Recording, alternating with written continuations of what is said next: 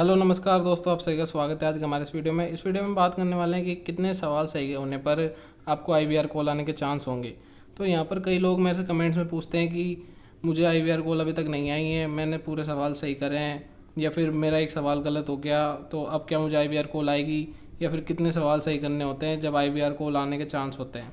और कई लोग पूछते हैं कि मुझे आईवीआर कॉल आ चुकी है तो क्या मुझे अब रजिस्ट्रेशन के सवालों के जवाब देने चाहिए या नहीं। तो मैं आपको सभी सवालों के जवाब इस वीडियो में बताने वाला हूँ। तो जैसा कि कई लोग पूछते हैं कि मेरा एक सवाल गलत हो गया, अब मुझे आईवीआर कॉल नहीं आएगी, या फिर कितने सवालों पर आईवीआर कॉल आएगी। तो मैं यहाँ पर आपको बता देता हूँ कि ऐसा कुछ भी नहीं है कि आपका एक सवाल गलत हो जाता है तो कोई दिक्कत नहीं है।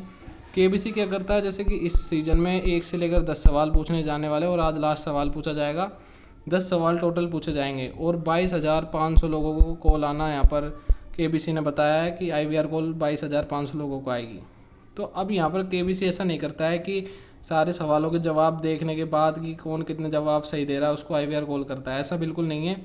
यहाँ पर केबीसी क्या करता है, मैं आपको बता देता हूँ कि केबीसी अगर जैसे मान लीजिए 22,500 लोगों की संख्या है, तो आपको जितने सवाल पूछे जा रहे हैं आपको उसका भाग उस संख्या में दे देना है। तो इसका मतलब इसका भाग देने पर यहाँ पर आपको 22,000, यहाँ पर 22,500 में 10 का भाग देने पर आपको 2250 लोग मिलते हैं। मतलब कि एक सवाल सही होने पर 2,250 लोगों को कॉल की जाने वाली है।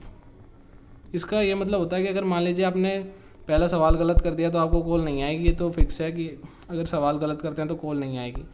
जैसे कि आपने अगर दूसरा सवाल सही कर दिया तो उसके आधार पर आपके जो रैंडमाइज़र है उसके हिसाब से 2,000 लोगों को चुना जाएगा।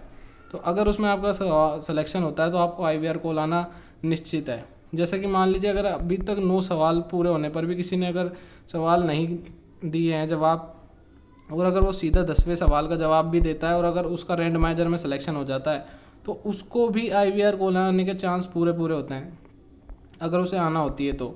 और अगर आप पूरे 10 सवालों का भी जवाब दे देते हैं और अगर आपका रैंडमाइजर में नंबर नहीं आता है तो आपको आईवीआर कॉल नहीं आती है। तो इससे कोई फ़र्क नहीं पड़ता कि आप कितने सवालों का सही जवाब देते हैं, फ़र्क इससे पड़ता है कि आपका रैंडमाइजर में नंबर किस सवाल के लिए आता है। हर सवाल के लिए एक रैंडमाइजर निकाला जाता है और उसके हिसाब से 2,250 लोगों को चुना जाता है हर सवाल के लिए। इस तरह से आपकी जो 22,500 लोगों की संख्या है वो यहाँ पर पूरी होती है 10 सवालों की।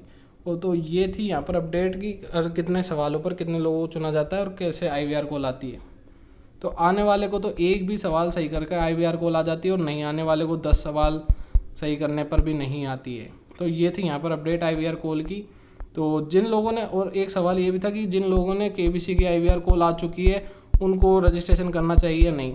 तो उससे कोई फ़र्क नहीं पड़ता, वो रजिस्ट्रेशन करे या ना करे, उनका एक बार सिलेक्शन हो चुका है तो उनको वापस आईवीआर कॉल नहीं आएगी। अब उनको सीधा या तो ग्राउंड ऑडिशन की कॉल आएगी, या फिर अगर उनका ग्राउंड ऑडिशन में सिलेक्शन नहीं होता है तो उसकी कॉल नहीं आएगी। अब उनको अगर वो रजिस्ट्रेशन करते हैं तो भी कोई फ़र्क नहीं पड़ता और नहीं करते हैं तो भी नहीं फ़र्क पड़ता। अगर वो चुने जाते हैं तो उनको सीधे ग्राउंड ऑडिशन की आईवीआर कॉल आ जाएगी 13 तारीख से। ये यहाँ पर जानकारी है जो मैंने आपको बता दी। तो अगर आपको ये वीडियो पसंद आया हो तो वीडियो को लाइक कर दीजिए और चैनल को सब्सक्राइब कर दीजिए। धन्यवाद।